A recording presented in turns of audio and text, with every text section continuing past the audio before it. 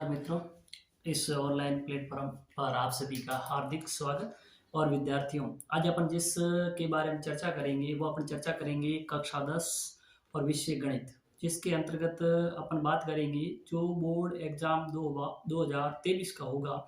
उस एग्जाम के अंदर अपन कुछ विशेष रणनीति बनाएंगे और उस प्रकार से प्रश्नों का समावेश करेंगे, और यानी इस प्लेटफॉर्म के माध्यम से आप तक इस प्रकार के प्रश्न हैं उनके बारे में बताया जाएगा जो आपको परीक्षा के अंदर रूप टू मिले, और आपका जो परीक्षा में स्कोर है उस स्कोर को अच्छा किया जा सके। इसके लिए अपन कुछ प्रयास करेंगे अपन सब मिल करके, ताकि आपको अच्छे से अच्छे अंक है वो परीक्षा के अंदर प्राप्त हो। इसके लिए विद्यार्थियों, मैं आपके सामने कुछ प्रश्न है जो परीक्षा की दृष्टि से जो इम्पोर्टेंट क्वेश्चन या अपन जो पिछले कुछ एग्जाम में जो किस प्रकार के प्रश्न पूछे गए उन प्रश्नों की प्रकृति को देखते हुए आपके सामने मैं प्रश्नों को रखूंगा।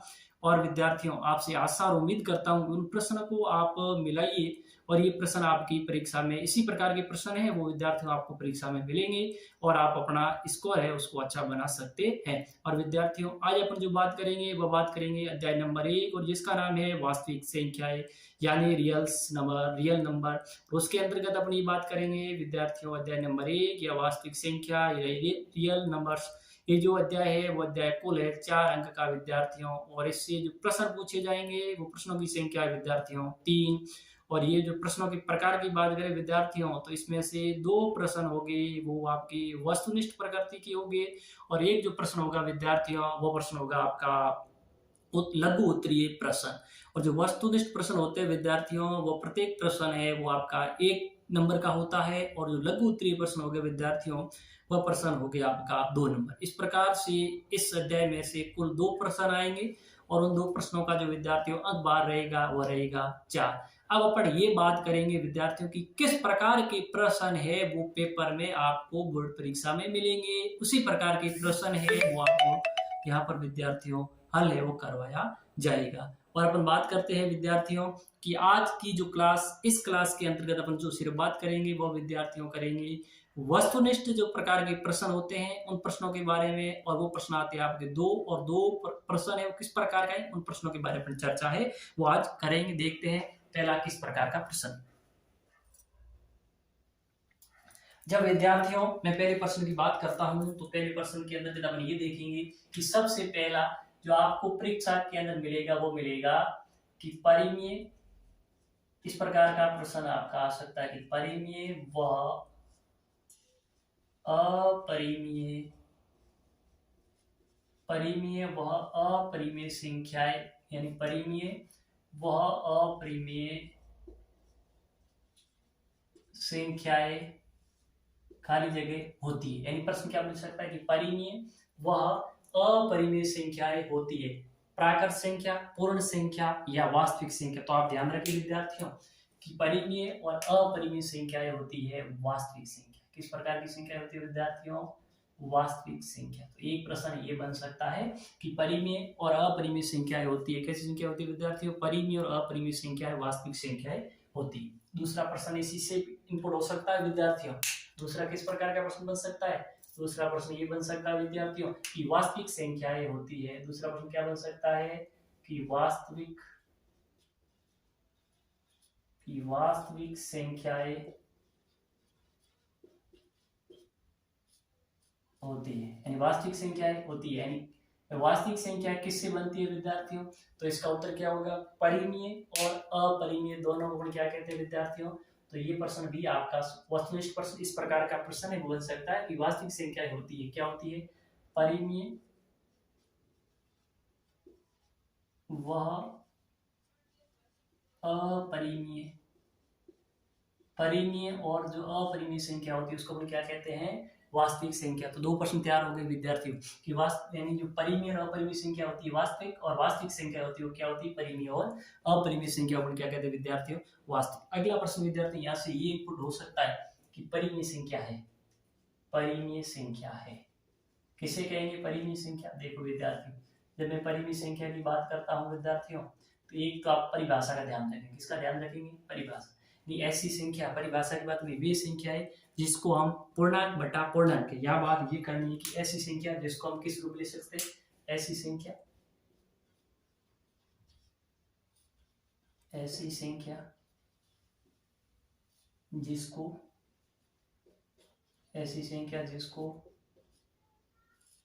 पूर्णांक बटा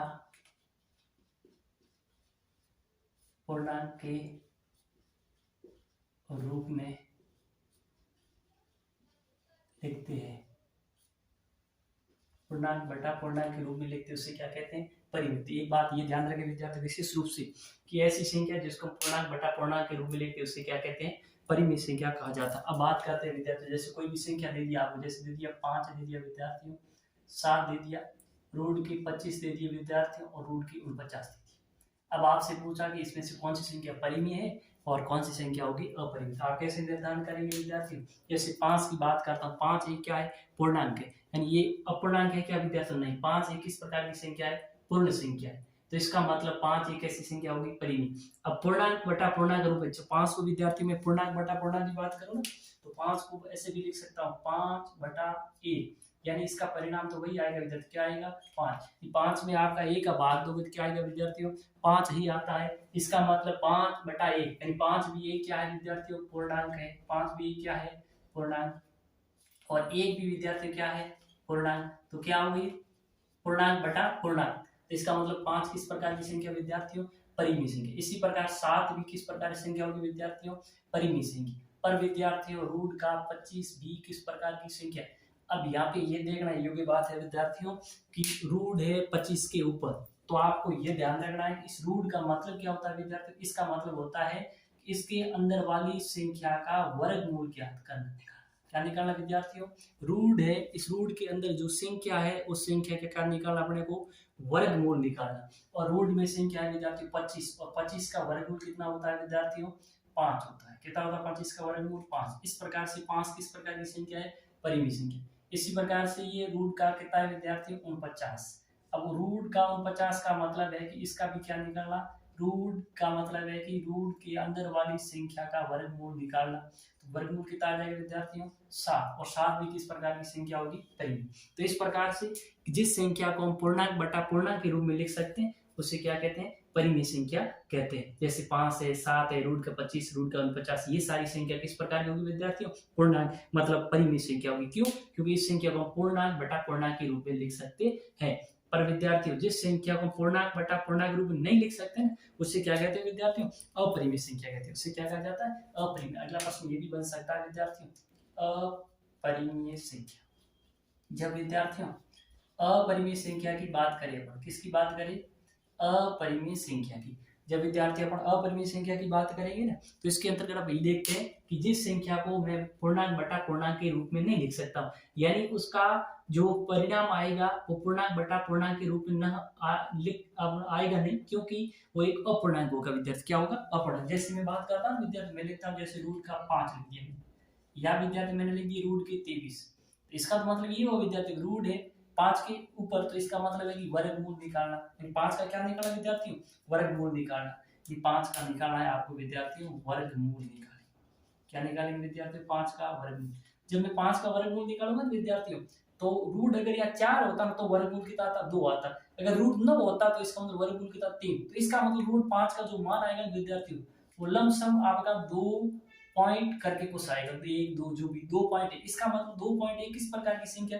पूर्णांक। पूर्ण संख्या क्या? नहीं, ये पूर्णांक नहीं है विद्यार्थी, अपूर्ण संख्या। किस प्रकार की संख्या है? अपूर्ण संख्या है। जब अपूर्ण है ना तो इसके आगे में 1 लिख दूंगा तो 2.1/1 लिखूंगा तो परिणाम में मेरे पास वही आएगा, 2.1 आएगा। इसको मैं पूर्णांक, ये पूर्णांक है ही नहीं विद्यार्थी, ये पूर्णांक है नहीं, ये अपूर्णांक है। तो इसका अपूर्णांक बटा पूर्णांक या पूर्णांक बटा अपूर्णांक संख्या होती है, उसको हम क्या कहते हैं विद्यार्थियों? अपरिमेय संख्या कहते हैं। क्या कहते हैं? अब इसका मतलब रूट 5 और रूट 23 ये किस प्रकार की संख्या होगी विद्यार्थियों? अपरिमेय संख्या। तो ये भी आप ध्यान रखें विद्यार्थियों कि ऐसी संख्या वे संख्या जिसको हम पूर्णांक बटा पूर्णांक के रूप में नहीं लिख सकते, इसका मतलब अपरिमेय संख्या। इसलिए रूट 5, रूट 7, रूट 23, रूट 21 जो भी है ये सारी संख्या कैसी होगी? अपरिमेय संख्या होगी। तो 4-5 प्रश्न बन गए विद्यार्थी, ध्यान रखें कि अपरिमेय संख्या जिसको हम पूर्णांक बटा पूर्णांक के रूप में नहीं लिख सकते उसे अपरिमेय संख्या कहते हैं। या ऐसी कौन सी, यानी वही संख्या जिसको हम पूर्णांक बटा पूर्णांक के रूप में नहीं लिख सकते, इस कौन सी संख्या? परिमेय, अपरिमेय, पूर्णांक या फिर वास्तविक संख्या, तो आप उत्तर क्या होगा विद्यार्थियों कि वो होगी अपरिमेय संख्या होगी। किस प्रकार की संख्या होगी? अपरिमेय। इस प्रकार से ये प्रश्न बने। अगला प्रश्न किस प्रकार का हो सकता है विद्यार्थियों? ध्यान दीजिएगा। जब मैं अगले प्रश्न की बात करता हूं तो देखिए विद्यार्थियों,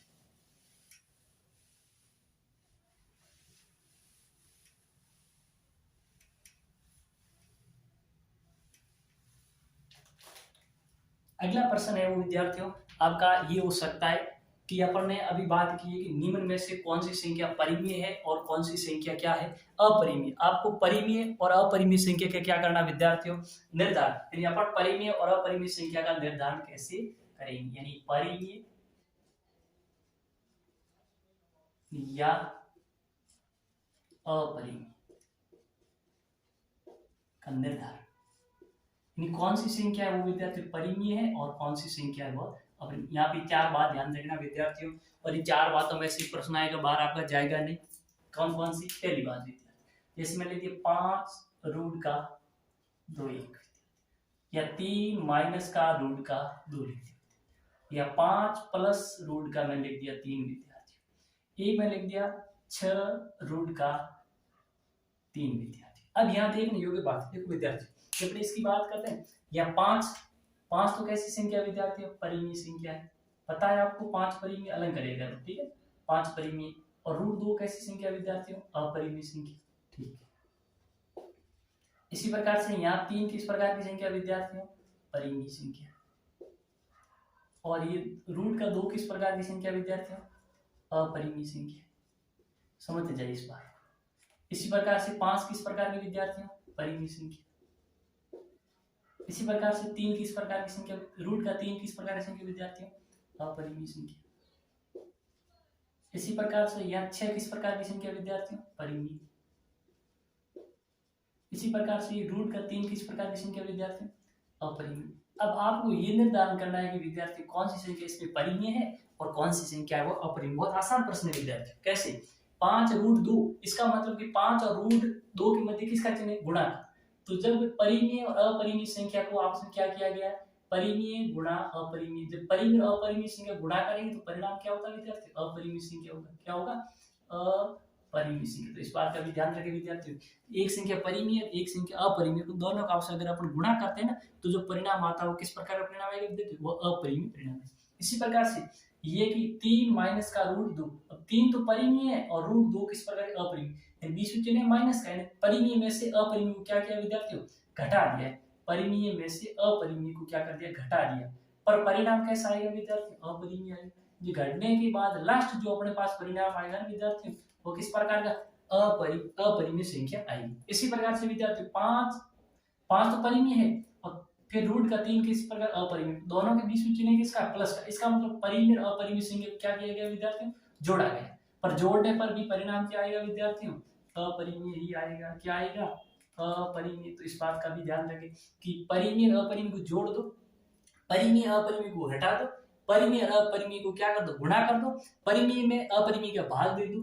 यहाँ देखो 6 तो कैसा है परिमेय, और √3 कैसा? अपरिमेय। और 6/√3 का मतलब 6 में √3 का क्या लेना विद्यार्थी? भाग। अब यहाँ अपन ने परिमेय में अपरिमेय का भाग दिया तो आपके पास परिणाम क्या है विद्यार्थियों? अपरिमेय संख्या आया। किस प्रकार का परिणाम आया? अपरिमेय। इन बातों का भी ध्यान रखें कि परिमेय को अपरिमेय से गुणा करेंगे तो परिणाम अपरिमेय। अब परिमेय में से अपरिमेय को घटाएंगे तो परिणाम कैसा आएगा? अपरिमेय। परिमेय में अपरिमेय को जोड़ेंगे तो भी परिणाम कैसा आएगा? अपरिमेय। और परिमेय में अपरिमेय को भाग देंगे तो भी परिणाम, लास्ट परिणाम कैसा आएगा? वो अपरिमेय संख्या ही होती है।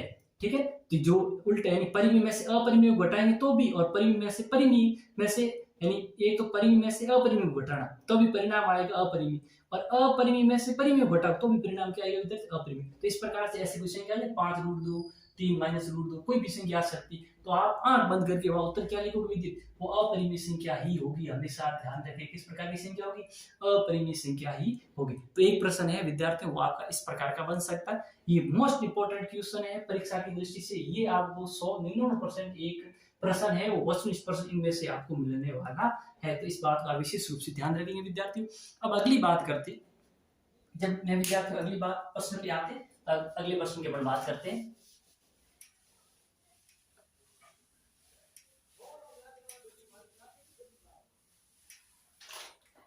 अगला है प्रश्न विद्यार्थियों, अपन बात करते तो उसमें दो तीन शब्द आप ध्यान रखिए, छोटा छोटा प्रश्न आ सकता है। एक संख्या होती है विद्यार्थियों भाज्य, क्या होती है भाज्य, आप वो परिभाषा ध्यान नहीं रखनी। और एक संख्या होती है विद्यार्थियों अभाज्य, क्या होता है, एक होता है अभाज्य। एक भाज्य हो गया, एक अभाज्य हो गया, तो इसका मतलब एक बार ना तो भाज्य और ना तो अभाज्य, ये बात। यानी वो न तो भाज्य होगा, अभी भाज्य हो गई है, एक अभाज्य, इसका मतलब तीसरा की न तो वो भाज्य होगी और नहीं अभाज्य। अब जब भाज्य की बात करें ना विद्यार्थियों, तो इसकी परिभाषा ऐसे होती है कि जो संख्या होगी उस संख्या में एक तो एक का भाग जाएगा, एक खुद संख्या का भाग जाएगा, और एक उसके अलावा और किसी संख्या का भाग जाएगा, एक से अधिक, यानी खुद एक और इसके अलावा और भी संख्या का अगर भाग जाता है, इसका मतलब वो संख्या कैसी विद्यार्थियों भाज्य संख्या होगी। कैसी होगी भाज्य। आपको यहाँ भाज्य की विषय परिभाषा नहीं पूछेंगे विद्यार्थी, पर आपने को ध्यान रखना, जैसे मैंने 6 लिया ना विद्यार्थी, उदाहरण के रूप में समझ, जैसे मैंने लिखा 6 विद्यार्थी, जब 6 लिखा तो 6 एक भाज्य है, अभाज्य है, न तो भाज्य न भाज्य, किस कैटेगरी। तो जब से 6 की मैं बात कर रहा हूँ, अच्छा में देखो 1 का भाग पूरा पूरा जा रहा है, 6 में 2 का भाग जा रहा है विद्यार्थी, 6 में 3 का भाग जा रहा है विद्यार्थी। देखो ये जब 6 की बात करो, 6 में 1 का भाग पूरा जाएगा, 2 का भाग पूरा जाएगा विद्यार्थी, 3 का भाग पूरा जाएगा, और 6 में 6 का भाग। अगर उस इस 6 के अंदर एक और एक का जाना चाहिए, एक इसका जाना चाहिए 6 का, इसका मतलब है कि 6 कैसी है अभाज्य। अब 6 में अपन देखें तो देखो 2 और 3, इस एक और खुद 6 के अलावा और भी 2 और 3, इन 2 और संख्या का भाग जाए, इसका मतलब 6 भाज्य नहीं है, ये अभाज्य नहीं विद्यार्थी, 6 कैसा है भाज्य। तो भाज्य संख्या की परिभाषा क्या होगी, यानी ऐसी संख्या जिसमें एक खुद और इसका और भी संख्या का क्या जाता है भाग जाता है, इसका मतलब है वो कैसी संख्या विद्यार्थियों भाज्य। तो आपसे भाज्य और अभाज्य संख्या का आप अनुमान लगा सकते हैं कि भाज्य ऐसी संख्या होगी जिसमें एक का यानी खुद संख्या का भाग जाएगा, एक का भी जाएगा, उसके अलावा और किसी भी से और भी संख्या का अगर भाग जाता है, इसका मतलब वो भाज्य संख्या। पर प्रश्न पर विद्यार्थियों यहाँ से इस प्रकार का नहीं आएगा, प्रश्न यहाँ से यह आएगा विद्यार्थियों, ये भी आ सकता है, पर जो ज्यादा संभावना जिसकी व्यक्त करेगी ज्यादा यहाँ पर किस प्रकार का प्रश्न आएगा उसकी अगर विद्यार्थी में संभावना व्यक्त करता हूं, तो मैं ये देखता हूं कि सबसे छोटी भाज्य संख्या कौन सी, सबसे छोटी भाज्य संख्या कौन सी। ये बहुत अच्छा क्वेश्चन है विद्यार्थी परीक्षा की दृष्टि, यानी बड़ी नहीं पूछेगा आपसे, आपसे पूछा जाएगा कि सबसे छोटी भाज्य संख्या, यानी आपको ये बताना है कि सबसे छोटी भाज्य संख्या कौन सी। तो आप ध्यान रखोगे कौन सी विद्यार्थी सबसे छोटी भाज्य संख्या कौन सी है, 4। ये अच्छा प्रश्न है विद्यार्थी कि सबसे छोटी भाज्य संख्या कौन सी होगी 4। बस एक तो कौन सी संख्या भाज्य है कौन सी नहीं है वो आपको तय करना है। आप अनुमान लगा ही सकते हैं कि जो भी आपको संख्या दी हुई है उसमें एक तो एक का भाग जाना चाहिए, एक 6 का जाना चाहिए, अगर इसके अलावा और भी किसी संख्या भाग जाता है इसका मतलब वो भाज्य, और वरना वो क्या हो जाएगी अभाज्य। अब बात आ गई अभाज्य की, वापस अगली बात किसकी आ गई विद्यार्थी अभाज्य की। जब मैं अभाज्य की बात करता हूँ विद्यार्थियों, तो यहाँ पे ये ध्यान देने योग्य बात ये है, अभाज्य का मतलब ऐसी संख्या होगी जिसमें एक तो एक का भाग जाए, एक खुद उस संख्या का भाग जाए और किसी संख्या का भाग जाता नहीं, तो इसका मतलब है कि वो किस प्रकार की संख्या है विद्यार्थियों अभाज्य संख्या। कैसी है अभाज्य, यानी ऐसी संख्या जिसमें खुद संख्या एक और इसके अलावा और किसी संख्या का अगर भाग नहीं जाता है तो कैसी संख्या होगी, वो आपकी होगी विद्यार्थियों अभाज्य संख्या। अभाज्य संख्या जैसे मैं लेता हूँ विद्यार्थियों, जैसे मैं उदाहरण के यहाँ मैं बात करता हूँ, उदाहरण के रूप में जैसे मैं लेता हूँ 3 विद्यार्थी। जब मैं 3 की बात करता हूँ विद्यार्थी, 3 में किसका भाग जा रहा है देखिए विद्यार्थी, जरा इस पर ध्यान दीजिए। 3 के अंदर एक तो एक का भाग जा रहा है, एक किसका जा रहा है 3 का, इसका और इसमें किसी का भी भाग नहीं जा रहा है। इसी प्रकार से विद्यार्थी मैं ले लेता हूँ 19, क्या लिया 19 की बात करूं विद्यार्थियों, तो 19 में एक तो एक का जा रहा है, एक इसका भाग जा रहा है 19 का, और किसी संख्या का 19 में भाग नहीं जा रहा है, तो इसका मतलब ये होगा विद्यार्थियों की 19 और 3 दोनों किस प्रकार की संख्या है अभाज्य संख्या। क्यों है, क्योंकि आप समझ गए इसमें एक तो खुद संख्या का और एक इसका जाता भाग विद्यार्थियों, एक का ही भाग जाता और किसी संख्या का इसमें भाग जाता नहीं, तो ये हो गया। अब ये तो आप ये निर्धारण करना सीखे कि कौन सी संख्या भाज्य और कौन सी संख्या अभाज्य। पर विद्यार्थियों आपका प्रश्न ये तो छोटी लेवल के प्रश्न, आपका प्रश्न इस प्रकार से नहीं पूछा जा सकता। आपका प्रश्न ये होगा विद्यार्थी कि सबसे छोटी अभाज्य संख्या, क्या प्रश्न बनेगा विद्यार्थी की सबसे छोटी अभाज्य संख्या कौन सी है विद्यार्थियों, ठीक है सबसे छोटी अभाज्य संख्या। एक प्रश्न ये भी बन सकता है कि सबसे छोटी विषम अभाज्य। अब यहां प्रश्न पूछने में अंतर है विद्यार्थियों की, एक तो सबसे छोटी भाज्य संख्या और एक सबसे छोटी विषम अभाज्य संख्या। एक तो सबसे छोटी अभाज्य संख्या ये पूछा है, और एक पूछा है कि विद्यार्थियों की सबसे छोटी विषम अभाज्य। ध्यान दीजिए कि सबसे छोटी अभाज्य संख्या होती है विद्यार्थी, होती है दो। कौन सी होती है? दो। दो है वो सबसे छोटी अभाज्य संख्या, पर यहाँ दो के अंदर भी राज है विद्यार्थियों कि दो एकमात्र सम संख्या है जो अभाज्य। ये भी बात इंपॉर्टेंट है विद्यार्थी, ऐसे भी यानी एकमात्र ऐसी कौन सी संख्या अभाज्य संख्या जो सम है, तो एकमात्र ये क्या है विद्यार्थियों? एकमात्र सम संख्या है जो कैसी है? अभाज्य। तो सबसे छोटी अभाज्य संख्या दो है, और इसके अंदर एक बात ये भी ध्यान रखें विद्यार्थियों कि दो एक ऐसी कैसी संख्या? एकमात्र सम संख्या है दो, इसके अलावा ऐसी कोई और सम संख्या नहीं जो क्या होगी? अभाज्य। तो एकमात्र दो है वो सम होते हुए भी कैसी है? अभाज्य। इसके अलावा जितनी भी अभाज्य संख्या सारी विषम होगी बच्चों। किस प्रकार से? सारी अभाज्य संख्या क्या होगी? विषम होगी। और एकमात्र दो ही एक ऐसी संख्या जो सम है फिर भी कैसी है? अभाज्य। सबसे छोटी भी दो है और एकमात्र सम जो अभाज्य वो भी कौन सी? दो। अब सबसे छोटी विषम अभाज्य कौन सी होगी? विषम अभाज्य में सबसे छोटी विषम अभाज्य है वो कौन सी विद्यार्थी? दो के बाद में कौन सी होगी? तीन। तीन एकमात्र, तीन कैसा है? मतलब तीन विषम है, और विषम भी है, और तीन एक क्या है? आपका अभाज्य संख्या भी है। तो तीन सबसे छोटी विषम अभाज्य संख्या है। ये दो प्रश्न आपको अच्छा तरह से तैयार करिए विद्यार्थियों की। सबसे छोटी अभाज्य संख्या दो है, और दो एकमात्र सम संख्या जो आपकी अभाज्य है, और सबसे छोटी विषम अभाज्य संख्या है विद्यार्थियों तीन। अब बात ये आती है कि विद्यार्थियों कि ये तो सम और अभाज्य और भाज्य की बात हो गई। अगली बात अपन ये करेंगे विद्यार्थियों की कि जो न तो भाज्य और नहीं अभाज्य ऐसी संख्या कौन सी? इसने क्या पूछा है कि न तो भाज्य और नहीं अभाज्य ऐसी कौन सी संख्या? तो 0 और 1 ये दो ऐसे अंक है विद्यार्थियों कि 0 और 1 न तो भाज्य होता है और नहीं 0 और 1 क्या होता है विद्यार्थियों? अभाज्य होता है। इस प्रकार से ये प्रश्न आप अच्छी तरह से तैयार कर लें। अगला प्रश्न किस प्रकार का बनेगा विद्यार्थियों? इसके अंतर्गत अपने ये देखेंगे कि वास्तविक संख्याओं का दशमलव प्रसार। अगला प्रश्न यहां से बन सकता है विद्यार्थियों, किससे? कि वास्तविक संख्याओं का दशमलव प्रसार से। कहां से बनेगा? कि वास्तविक संख्याओं के दशमलव प्रसार से। अब वास्तविक संख्या तो अपन पहले बात की कौन सी विद्यार्थियों कि वास्तविक संख्या किससे कहते हैं? एक तो होती परिमेय, कौन सी होती है विद्यार्थी? परिमेय, और एक होती है आपकी अपरिमेय। वास्तविक संख्या कौन सी विद्यार्थी? तो परिमेय, और एक कौन सी है? अपरिमेय होती है। अब परिमेय संख्याओं का दशमलव प्रसार कैसा होगा और अपरिमेय संख्याओं का दशमलव प्रसार कैसा होगा? यहाँ पे इंपॉर्टेंट बात है विद्यार्थी, ये परिमेय संख्या है, इसके दशमलव प्रसार दो टाइप के होते हैं। कितने टाइप के होते हैं? दशमलव प्रसार कितने टाइप के होते हैं विद्यार्थियों? दो टाइप।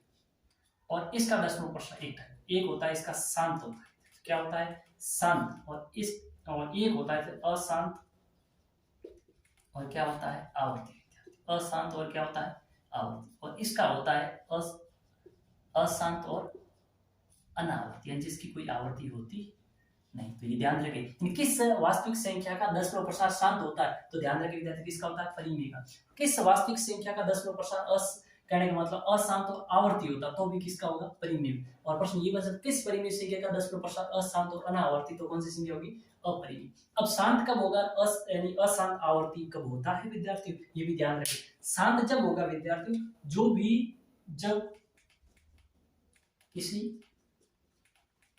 जब किसी संख्या का हर 2 की घात n गुणा 5 की घात m के रूप का होगा। कोई भी संख्या मान लीजिए, अगर उस संख्या का जो हर है, अंश की बात नहीं करेंगे विद्यार्थी, अपन किसकी बात करेंगे? हर की। उस संख्या का जो हर है, उस हर की घात 2 यानी हर है वो किस रूप में होगा? या तो 2 की घात m या गुणा 5 की घात m के रूप का अगर हर है, तो इसका मतलब उस संख्या का दशमलव प्रसार कैसा होगा? शांत होगा। किस प्रकार होगा? शांत होगा। और इस रूप का नहीं है, इसका मतलब उस संख्या का दशमलव प्रसार कैसा होगा? अशांत। एक बात ये ध्यान रखें कि वास्तविक संख्या का दशमलव प्रसार एक परिमेय संख्या, एक अपरिमेय। परिमेय का शांत भी होता है, अशांत आवर्ती भी होता है, और अपरिमेय का सिर्फ एक अशांत और क्या होता है? अनावर्ती। और शांत कब होगा? आप अनुमान कैसे लगेंगे, निर्धारण कैसे करें कि ये शांत है दशमलव प्रसार या अशांत आवर्ती है? तो उसका अगर किसी जो संख्या है उस संख्या का जो हर देखेंगे, हर है वो 2 की घात n गुणा 5 की घात n के रूप का है, तो इसका मतलब उस संख्या का दशमलव शांत है, वरना क्या होगा आपका अशांत आवर्ती या फिर होगा अशांत अनावर्ती। ये बात अपन ने यहाँ सीखी। अगली बात ये करते विद्यार्थियों कि जो एक यहाँ से प्रश्न ये बनने की भी पूर्ण रूप से गुंजाइश है विद्यार्थियों, और वो प्रश्न क्या होगा आपका। अगले प्रश्न की ओर बढ़ते हैं विद्यार्थियों।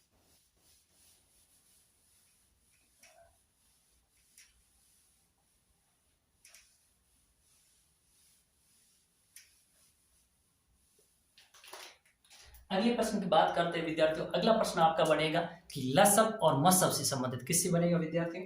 अगला प्रश्न अपना बनेगा वो बनेगा लस और मस। ये बात मैंने पढ़ी कि एक तो ज्ञात करना लसब ज्ञात करना और एक ज्ञात करना मस। लसब और मस ज्ञात करना ये भी प्रश्न आपका बनेगा विद्यार्थियों। और एक प्रश्न यहाँ से ये भी बन सकता है विद्यार्थियों कि जब दो संख्याएं दी हुई, जब दो संख्या दी हुई हो तो, या ऐसे भी इसको ऐसे भी हम लिख सकते हैं कि दो संख्या और उन दो संख्या लस और मस के मध्य संबंध से बनेगा। क्या बनेगा। दो संख्या यानी कोई दो संख्या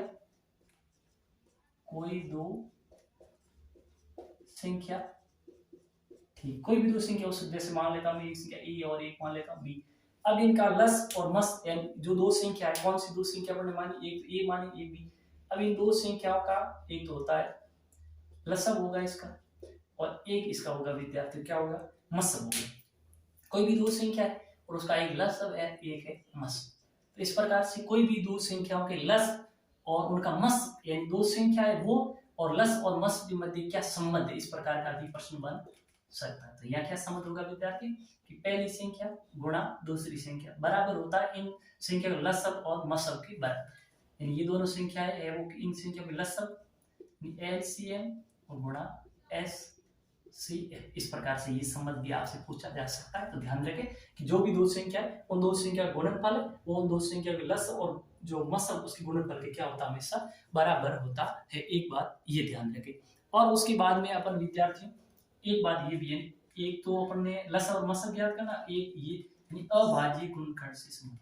ये प्रश्न किससे भी आएगा विद्यार्थियों आपका अभाज्य गुणनखंड से संबंधित। इस प्रश्न को अपने यहाँ हल करें। इस प्रकार से ये प्रश्न है विद्यार्थी, ये बहुत इंपॉर्टेंट क्वेश्चन है परीक्षा की दृष्टि से, और ये प्रश्न आपको 99.99% परीक्षा में देखने को मिलेगा। अगर आपको इनको अच्छी तरह से याद कर लो विद्यार्थियों तो आपका जो अंक है बहुत बढ़िया है वो परीक्षा में प्राप्त कर सकते हैं। अब विद्यार्थी अपन जो बात करेंगे वो बात करेंगे इन प्रश्नों के बारे में, यानी वो प्रश्न मैंने आपको बताया उसको आप ढंग से अपने रजिस्टर में मेंटेन कीजिए, और यही प्रश्न आपको बोर्ड परीक्षा देने के बाद वापस आप इसको देखिए और यही मिलने वाले हैं विद्यार्थियों।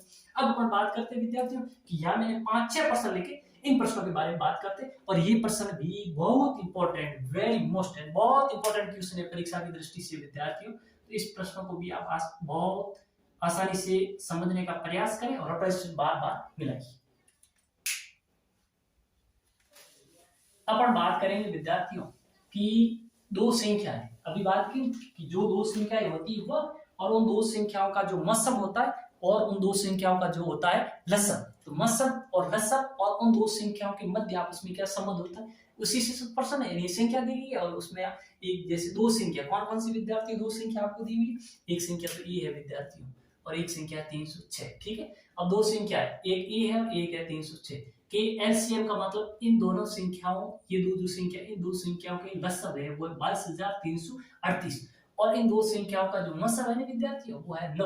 तो आपको ज्ञात करना है कि ये पहली वाली संख्या है ना वो कौन सी है, उसका मान ए का मान का मतलब ये पहली वाली संख्या ज्ञात करनी।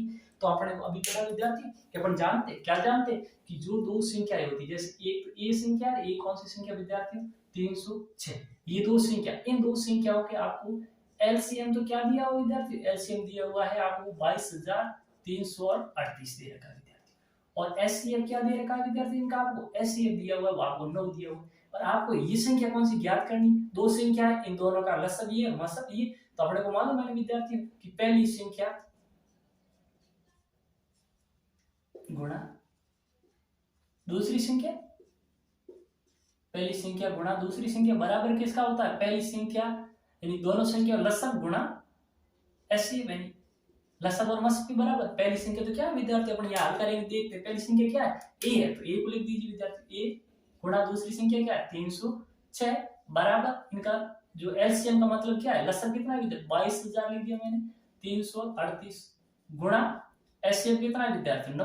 अब ए गुणा 306 बराबर 22,338 गुणा 9। अब ए गुणा 306 यानी अपने को तो ए का मान चाहिए और 306 विद्यार्थी ए की गुणन में, इसका मतलब 306 का सामर्थ्य क्या लगेगा विद्यार्थी भाग, तो ए बराबर क्या होगा, ए बराबर 22,338 गुणा 9 और बट्टा कितना हो जाएगा विद्यार्थी 306।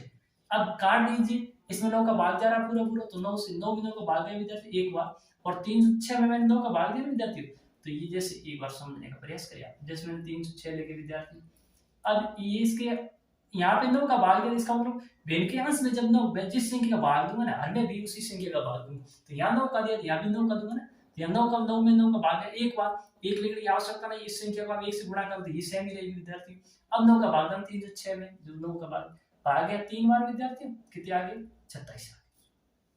जब 27 में 30 में 27 गए, शेष कितने बच गए, 30 में से 27 जाने पर शेष बचते हैं 3, होता रहा 6 हो गए 36, और 36 के अंदर 9 का भाग कितनी बार गया विद्यार्थी, 9 का भाग 36 में गया 4 बार, कितनी बार गया 4। इसका मतलब हो गया कि ए बराबर 22,338 बट्टे कितनी होगी विद्यार्थियों 34, कितने हो गए 34 हो गए। अब आपको 22,338 में 34 का भाग देना है, इतना बड़ा भाग 34 का नहीं आता ना विद्यार्थी, काट दीजिए, इसमें 2 का भाग ले, इसमें भी 2 का भाग ले, जब इसमें 2 का भाग लेगा कितना आएगा, एक 6 और आएगा 9 यानी 11,169, और इसमें 2 का भाग कितना आ जाएगा विद्यार्थी 17। अब बहुत आसान हो गया, अब ये 11,169 और इसमें किसका भाग लेना विद्यार्थी, इसमें भाग लेना आपको 17 का, 17 का भाग 111 में दूंगा ना विद्यार्थियों, कितने बार 17 बार 2 17 17 17 बार 35 17 सगे 102 17 था 6 बार जाएगा, और कितना आएगा विद्यार्थी 102 आ माइनस का चिन्ह है। अब 111 में से 102 गए विद्यार्थियों, शेष बचे 1 में से 2 जाएंगे नहीं ना, तो 11 में से 2 9 बचेंगे विद्यार्थी, और अगला होता रहा मैंने 6 छिन्नू, और छिन्नू में जाएगा नहीं 5 बार जाएगा विद्यार्थी, कितना जाएगा 17 पंजे 85 आ गए विद्यार्थियों, और छिन्नू में से 85 6 में से 5 शेष बचा 1 विद्यार्थियों, और 9 में से कितना गया 8 गया 1, और अगला अंक होता रहा मैंने 9 119 में कितनी बार गया 17 85 17 सगे 2 17 7 119, और भाग गया 7 बार, शेष बचा 0। इसका मतलब है कि इसका जो मान आया कितना 657। अब 657 क्या है विद्यार्थियों, 657 है वो आपका किसका, यानी इसकी एक संख्या है, ए का जो मान है वो कितना है विद्यार्थियों 657, तो इसका मतलब है कि 657 और 306 का मान जो लसब है वो कितना 22,338 और मसब है वो कितना। अब इन चारों में से कोई भी एक आपको प्रश्न परीक्षा में विद्यार्थियों पूछा जा सकता है, कोई भी एक का मतलब ये कि ये 4 संख्या है नहीं, इन 4 संख्याओं में से कोई 3 संख्या दे करके एक संख्या आपसे पूछ। अब यहाँ क्या क्या ट्रेंड बन सकता है, देखो विद्यार्थी पहला ट्रेंड ये भी बन सकता है आपका, क्या बन सकता है कि आपको जैसे ये संख्या है ए, एक 657 दे दिया, और एक संख्या ये दे दी, दूसरी संख्या दे दी 306, और इसका क्या दे दिया एलसीएम दे दिया आपको, प्रश्न में कितना दे दिया एलसीएम कि 22,338। अब आपको क्या ज्ञात करना है एचसीएफ ज्ञात करना है, क्या ज्ञात करना है एचसीएफ, ये दे दिया। एक दूसरा प्रश्न ये भी बन सकता है कि आपको 657 दे दी, दोनों संख्याएं दे दी 306, अब आपको यहाँ पर एचसीएफ दे दिया, क्या दे दिया एचसीएफ, कितना दे दिया एचसीएफ आपको मान लो 9 दे दिया, आपको क्या पूछ सकता है प्रश्न एलसीएम पूछ सकता है।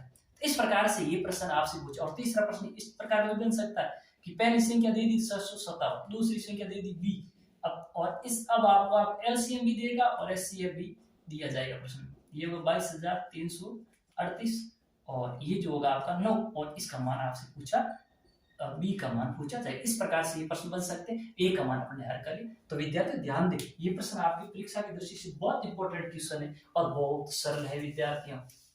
इसी प्रकार से अगले प्रश्न की ओर अपन ध्यान देते हैं विद्यार्थियों। और अगला प्रश्न अपने पास क्या है कि यदि ए एक संख्या ए है, दूसरी संख्या कितनी है विद्यार्थियों 18, अब उन दोनों का एलसीएम कितना दे रखा विद्यार्थियों, लसब आपको दिया हुआ 36 और मसब दिया हुआ विद्यार्थी आपको इसका कितना 2, और आपको ज्ञात करना है ए का मान, पहली संख्या विद्यार्थी सेम क्वेश्चन बस, एक संख्या ए है दूसरी संख्या 18, आपको एलसीएम कितना दे रखा है विद्यार्थियों, एलसीएम दिया हुआ है वो आपको 36 और एचसीएफ कितना दिया हुआ विद्यार्थियों, एचसीएफ दिया हुआ आपको दिया हुआ है 2। और आपको क्या करना, पहली संख्या, बस ये अपन यही करेंगे, पहली संख्या गुणा दूसरी संख्या बराबर करेंगे एलसी, सूत्र के रूप में लिख सकता हूं मैं एलसीएम गुणा एचसीएफ।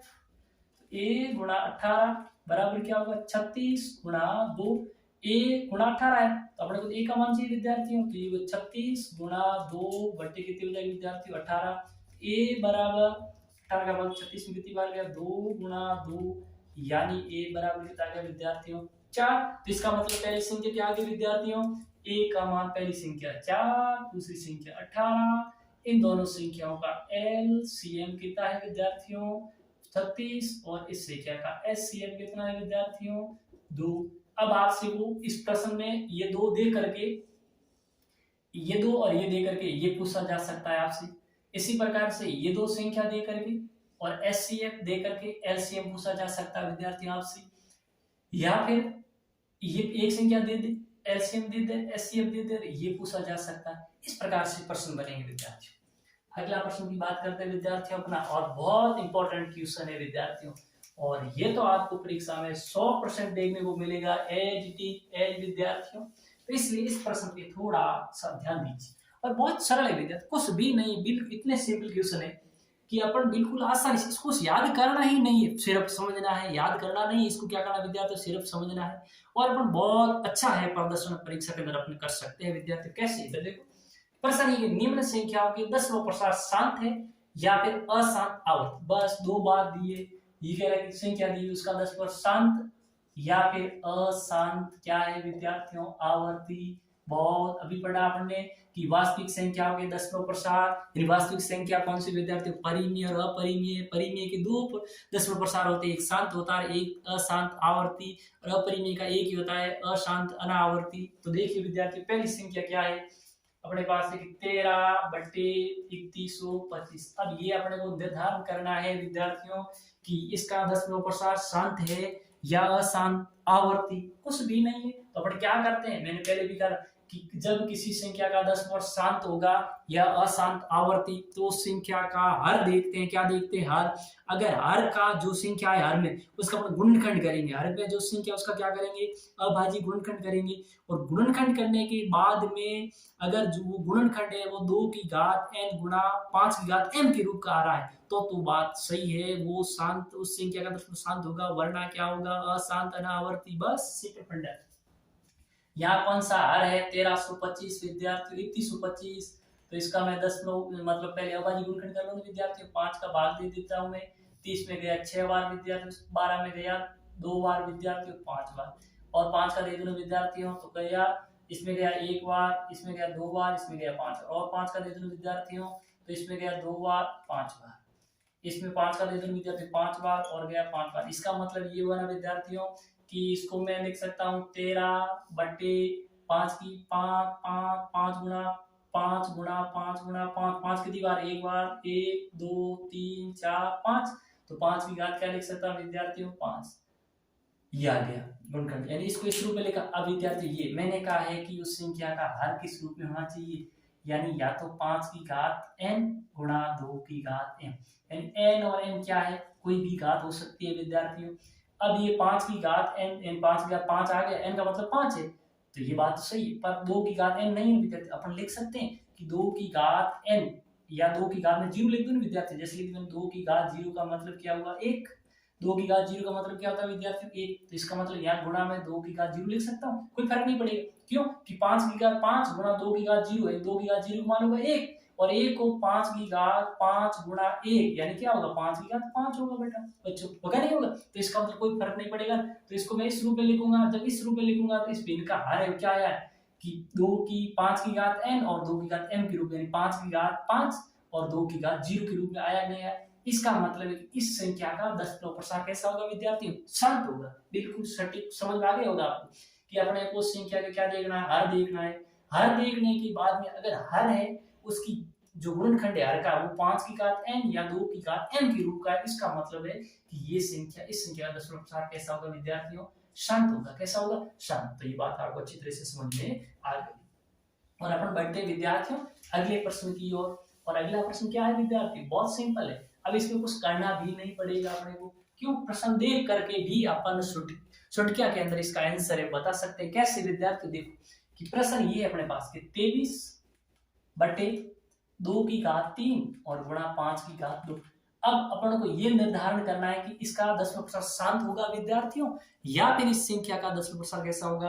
अशांत। कुछ भी नहीं है ना, हम अपन देखते हैं 11 का क्या निकालते हैं, संख्या उसका गुणनखंड कर, अब यह करना ही नहीं। या देखो 2 की घात 3 और 5 की घात 2, इसका मतलब है कि इस संख्या का जो हर है वो 2 की घात n गुणा 5 की घात n के रूप का है या नहीं है। इसका मतलब इस संख्या का दशमलव प्रसार कैसा होगा विद्यार्थियों? शांत होगा। और ये कैसी संख्या होगी? परिमेय होगी। जो दशमलव प्रसार शांत है तो कैसी संख्या होती है विद्यार्थियों? परिमेय। बहुत आसान क्वेश्चन था विद्यार्थियों। अगला प्रश्न क्या है कि 129 और बट्टे में क्या विद्यार्थियों कि 2 की घात 2 गुणा 5 की घात 7 गुणा 7 की घात 5।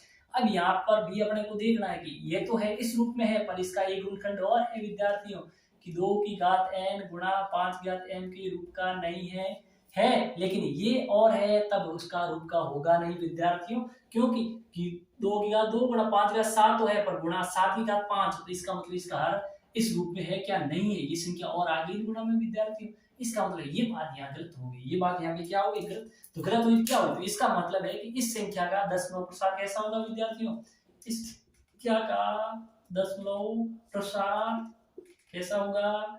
अशांत होगा। और अशांत में कैसा होगा विद्यार्थियों? आवर्ती, यानी अशांत आवर्ती। यानी कैसी संख्या है विद्यार्थी? ये भी परिमेय संख्या है। कैसी है? परिमेय संख्या। इस प्रकार से। इसी प्रकार अगला प्रश्न क्या है विद्यार्थियों कि 441/2 गुणा 5 की घात 2 गुणा 7 की घात 2। यहाँ हर का हर देखते हैं तो 2 की घात n गुणा 5 की घात n के रूप का है, पर गुणा में 7 की घात 2, इसका मतलब इस रूप का नहीं है। तो ये किस प्रकार का है? अशांत अनावर्ती। और किससे संख्या कैसी होगी? परिमेय। बस हो गया। बहुत सिंपल क्वेश्चन था विद्यार्थियों। अगले क्वेश्चन की ओर बढ़ते हैं। निम्न में से कौन सी संख्या परिमेय है और कौन सी संख्या अपरिमेय? ये भी बहुत अच्छा प्रश्न है विद्यार्थियों, यानी वेरी इंपॉर्टेंट क्वेश्चन थे परीक्षा की दृष्टि से। उन्हीं प्रश्नों को विद्यार्थियों आपके सामने रखा गया है। ये प्रश्न बहुत अच्छा प्रश्न है विद्यार्थियों कि जैसे लिया है 2.2 की 2 3 इसके ऊपर बार। अब आपको ये निर्धारण करना है कि ये संख्या परिमेय है या। इस बात का ध्यान रखें विद्यार्थी, अगर कोई संख्या 10 के बाद में जो संख्या उसके बाद अगर बार लगा, ऊपर क्या लगा हुआ है? बार। बार का मतलब है कि इस संख्या में जिस भी संख्या का भाग दिया वो भाग पूरा पूरा है, अब इसमें भाग जा नहीं रहा, तो इसका मतलब इस संख्या का दशमलव प्रसार कैसा हो गया विद्यार्थी? शांत हो गया। क्यों है शांत? क्योंकि आगे भाग जा ही नहीं रहा, भाग पूरा पूरा चला गया। जैसे मैंने लिखा ना विद्यार्थी 10, जब मैं 10 में दूंगा 4 का भाग गया 2 बार विद्यार्थी 8, फिर मैं 6 बचे 2 में जाएगा पॉइंट लगे और 0, इसमें कितनी बार गया? 20 में 4 का भाग गया विद्यार्थियों 5 बार, तो इसका मतलब पूरा पूरा चला गया। अब इसके 2 के ऊपर क्या लगा दूंगा? बार। इसका मतलब ये शांत होगी। अब आगे इसमें भाग जाएगा, 20 आ गया, शेष 0 बच गया ना, तो इसका मतलब इस जब संख्या जो संख्या उसके बाद दशमलव के बाद जो संख्या उसके ऊपर इस प्रकार की लाइन है, इसको बोलते हैं बार। और बार जितने अंकों के ऊपर लगी हुई है ना, इसका मतलब है कि वो अंक आगे उसमें किसी का भाग जाएगा नहीं, तो इसका मतलब दशमलव के साथ शांत होगा। जब दशमलव के साथ शांत है तो कैसी संख्या होगी विद्यार्थियों? परिमेय संख्या। कैसी संख्या होगी? वो परिमेय संख्या। इसी प्रकार से अगला है कि क्या है? 2.23456 डैश, यानी आगे बढ़ रहा है। आगे बढ़ नहीं, अपने को पता ही नहीं आगे बढ़ रहा है। इसका मतलब ये हुआ कि इस संख्या का दशमलव प्रसार कैसा होगा? अपरिमेय होगा। इसका भी कैसा होगा? अपरिमेय, क्योंकि पूर्णांकों की पुनरावृत्ति और नंबर 2.23456 इस प्रकार बढ़ रहा है, तो इसका मतलब है कि ये अपरिमेय संख्या। इसी प्रकार से अगला है कि 3.333 डैश डैश, तो ये भी किस प्रकार की संख्या होगी विद्यार्थियों? ये भी अपरिमेय संख्या, क्योंकि भाग पूरा पूरा जा ही नहीं रहा, बढ़ रहा है कि बढ़ रहा है 3 3 3 3 डैश डैश डैश, इसका मतलब ये भी संख्या किस प्रकार की अपरिमेय संख्या। तो ये ध्यान रखें विद्यार्थी, विशेष इंपॉर्टेंट परीक्षा 2 के बाद में पॉइंट के बाद में जितनी भी संख्या बार लगे, इसका मतलब वो संख्या शांत है, उसमें किसी संख्या का भाग जाएगा नहीं, क्योंकि शेष 0 बच गया, तो इसको शांत। अगर आवर्ती होती है ना तो फिर वो और परिमेय हो जाएगा, लेकिन आवर्ती इसमें हो रही, किसी की आवर्ती नहीं हो रहा, बढ़ रहा है, ये बढ़ रहा है, इसका ये दोनों कैसे? अपरिमेय। अगला है कि कुछ संख्या दी है विद्यार्थियों मैंने, और इनके आपको सिंपल क्या ज्ञात करने हैं? लसब और ज्ञात करना है, मसब ज्ञात करना है, लसब और मसब बताना है। और इस प्रकार का प्रश्न है विद्यार्थियों अक्सर परीक्षा में पूछा जाता है। और विद्यार्थियों संख्या मैंने कौन सी दी है? एक दी है 26 और एक दी 51। अब इनके आपको दो लसब एलसीएम ज्ञात करने हैं विद्यार्थियों, और एक करना है एचसीएफ। कैसे ज्ञात करेंगे? इसके आप अभाज्य गुणनखंड कीजिए। 26 लिखा है विद्यार्थियों, पहले गुणनखंड करो फिर अभाज्य गुणनखंड ग्रुप लीजिए। 2 का भाग दिया 13 बार, 13 में 13 कहीं जाएगा। इसका मतलब ये हुआ कि विद्यार्थी जो 26 लिखा इसके अभाज्य गुणनखंड तो क्या होगा विद्यार्थी, 2 गुणा 1 गुणा 2 गुणा 13। इसी प्रकार से मैंने इक्रोन लिखा विद्यार्थी, इक्रोनों के भी अभाज्य गुणनखंड करूंगा। इक्रोनों के अंदर किसका भाग जाएगा, 9 1 10, इक्रोनों में 13 का ही भाग जाए और किसी का जाता नहीं। 13 का 13, 13 दूसरा 13 13 39 13 13 13 ये इक्रोनों किसका 13 का 13 का जाएगा, 13 का 13 13 दूसरा 13 39 13 13 7 इक्रोन या फिर 7 का जाएगा और फिर 7 7। इसका मतलब है कि जो मैंने इक्रोन लिखे इसकी क्या दो अभाज्य गुणनखंड हो गए, 1 गुणा 7 गुणा 13। अब अपने को ये निर्धारण करना है कि इन दोनों में कॉमन क्या आ रहा है, वो तो होगा एचसीएफ। वो क्या हो जाएगा विद्यार्थियों, एचसीएफ। एचसीएफ का मतलब ये तो उपनिष्ठ के आ रहा दोनों में, एक तो आ रहा है विद्यार्थी, एक आ रहा है, क्या आ रहा कॉमन दोनों, एक आ रहा है। इसमें 2 है विद्यार्थी, इसमें कहीं पे गुणा में 2 नहीं, इसका मतलब इस 2 को लेंगे। इसमें 7 है, इसमें कहीं पर भी 7 है क्या विद्यार्थी, नहीं, इसका मतलब 7 होगी नहीं। इसमें भी 13 है, इसमें भी 13 है, इसका मतलब 13 है। तो एचसीएफ तो क्या हो जाएगा विद्यार्थी, दोनों में कॉमन फैक्टर क्या हो गया, एक तो 1 और 1 हो गया 13। 1 और 13 गुणा करें कितना आएगी 13, इसका मतलब एचसीएफ तो कितनी आ गई विद्यार्थी 13। अब आपको ज्ञात करना है एलसीएम विद्यार्थी, क्या ज्ञात करना है एलसीएम। एलसीएम सब देखो, इसमें 1 है, इसमें 1 ले लिया मैंने, यानी 1 को, इसमें 1 है, इसमें 1 को ले लिया मैंने विद्यार्थी, 1 ले लिया गुणा। इसमें 2 और इसमें नहीं है तो भी 2 को लेना है विद्यार्थी। इसमें 7 इसमें नहीं तो भी 7 को लेना है, और इसमें 13 13 को भी लेना है। अभी देखिए 7 गुणा 13 इक्रोन, और इक्रोन गुणा 2 कितने हो गए, 1 इक्रोन मतलब 180 और 182। एलसीएम कितने आ गए विद्यार्थी 182। इसका मतलब इसका एलसीएम 182 है। 26 और जो इक्रोन इस संख्या के एचसीएफ तो आएगी 13 और एलसीएम आएगा 182। एचसीएफ है वो बड़ी सी बड़ी संख्या, एलसीएम वो छोटी सी छोटी संख्या, यानी 182 है विद्यार्थियों। इस 182 वह छोटी सी छोटी संख्या है कि इसके अंदर दी गई संख्या का पूरा पूरा भाग जाएगा, यानी इससे बड़ी ऐसी कोई भी संख्या नहीं, यानी मतलब इससे छोटी ऐसी कोई भी संख्या नहीं जिसमें दी गई संख्या का पूरा पूरा भाग जाएगा। पर एलसीएम वह बड़ी सी बड़ी संख्या विद्यार्थियों जो दी गई संख्या के अंदर इसका भाग पूरा पूरा जाता है, यानी ये दी गई 26 और 51, इसके अंदर बड़ी 13 से बड़ी ऐसी कोई संख्या नहीं जिसका दोनों में पूरा पूरा भाग जाए, कोई चीज भी नहीं जाएगी। और 182 ऐसी सबसे छोटी सी छोटी संख्या है जिसमें इसका 26 का भी भाग जाएगा, 51 का भी भाग जाएगा, लेकिन 182 से ऐसी कोई छोटी संख्या नहीं जिस 26 और 51 दोनों का भाग पूरा पूरा जाता है।